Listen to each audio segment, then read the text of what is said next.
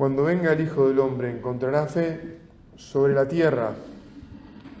Hemos dicho en otras oportunidades que el principal problema de la humanidad hoy es el paganismo, es decir, que ya no creemos en el Dios verdadero, en el único Dios, en el Dios que se nos ha revelado, en definitiva en Jesucristo nuestro Señor.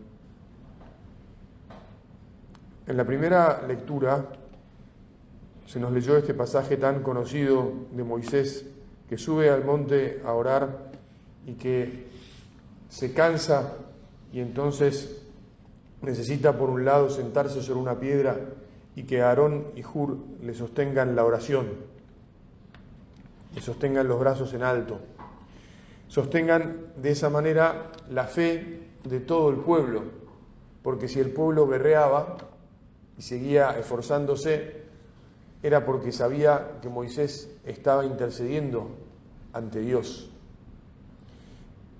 El pueblo peleaba confiando no en sus fuerzas militares, en sus capacidades de lucha, en su entrenamiento, en su naturaleza guerrera, sino que sobre todo confiaba en Dios. No es que no guerreaba, porque también estaban peleando, pero la fuerza del pueblo de Israel siempre es la fuerza de Dios. La fuerza de nosotros es siempre la fuerza de Dios, porque nosotros somos el pueblo de Dios, como era el pueblo de Israel. Nuestra fuerza también está en la Sagrada Escritura, como nos recordó recién la carta a Timoteo, porque no cualquier tipo, digamos así, de religiosidad sirve. Es verdad que hay que respetar, que todos respetamos las convicciones de todos los hombres, y cada uno busca a Dios de acuerdo con su conciencia.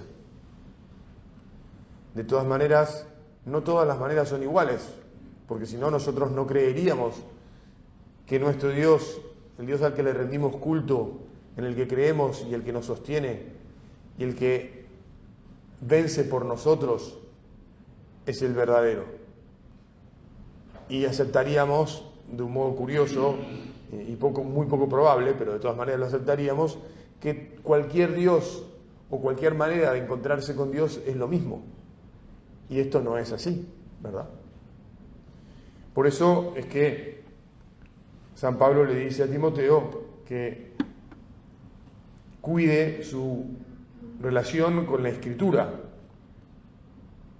porque en la Escritura va a encontrar el camino verdadero, el verdadero Dios, y la manera adecuada de rendirle culto y de unirse a Él.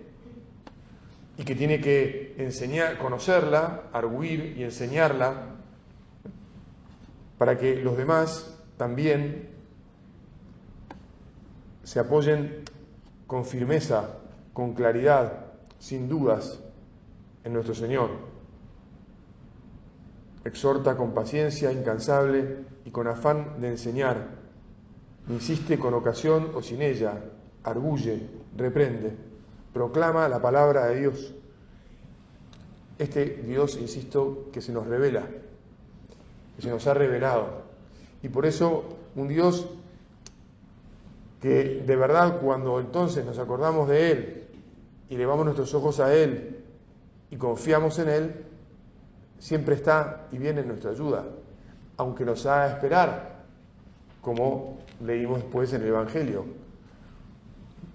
Y como en la parábola de este juez inicuo, que fíjense, el juez inicuo no creía en Dios, no temía a Dios, ni le importaban los hombres, que es lo que sucede cuando los seres humanos no creemos en Dios, no nos importan de verdad los hombres. Por eso es que la caridad para con el prójimo marca claramente cuál es el camino del verdadero culto al Señor. Por eso es que la Iglesia Católica es en el mundo la que en medio de todas las miserias que tenemos quienes creemos en Dios, porque tenemos miserias y pecados, pero es la que da por resultado mayor cantidad y calidad de obras de caridad. Padre, parece una afirmación soberbia la que usted está haciendo. Yo me atrevería a decir, es una afirmación realista. Y es una afirmación en la que al mismo tiempo reconocimos que no siempre hacemos ni el bien de la manera perfecta, ni todo el bien que deberíamos hacer. Pero está claro que creyendo en el verdadero Dios y rindiéndole culto como Él nos ha revelado, pues los frutos que surgen de esa fe verdadera son pues, los más, digamos así. Entonces, tenemos que seguir acudiendo a Él, aunque tarde en responder y aunque tardemos en ver muchas veces justamente lo que Él nos envía, porque nosotros por nosotros mismos no podemos nada. El pueblo de Israel venció porque Moisés rezaba, intercedía, se mantenía unido a Dios. Nosotros como pueblo de Dios venceremos en la medida que recemos. No solo en la medida que rece, por ejemplo, el Papa, o incluso en la medida que recen los sacerdotes o los religiosos, sino en la medida que recemos todos. En la medida que vivimos unidos al Señor, en la medida que nos conectamos con Él, en la medida que lo recibimos en la Eucaristía, en la medida que nos reconciliamos para ir purificándonos de nuestras miserias, en esa medida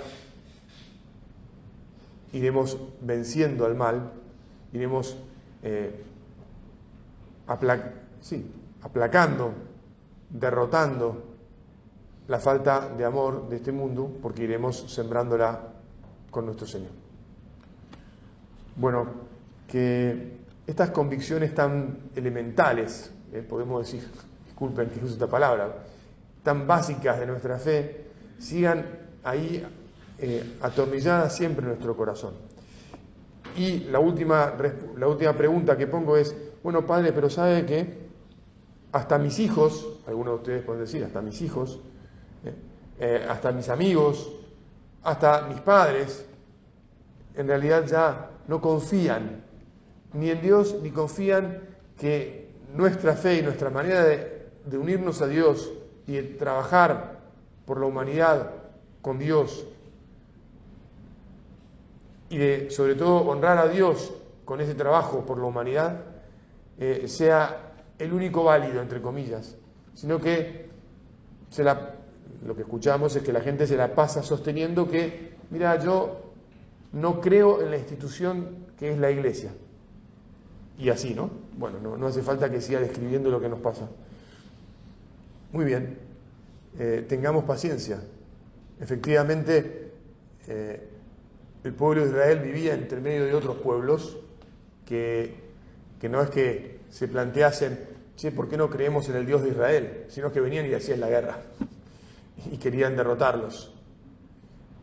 Por lo tanto, digamos, si hay otros pueblos, otras gentes que les cuesta creer, pues nosotros sigamos creyendo, sigamos siendo sembradores de la paz que Dios vino a traer a la tierra, de la alegría que esa paz supone. Tengamos la convicción de que el Señor vence y vencerá, y entreguemos nuestras vidas con serenidad, con confianza, dejando todo siempre en sus manos. Que así sea.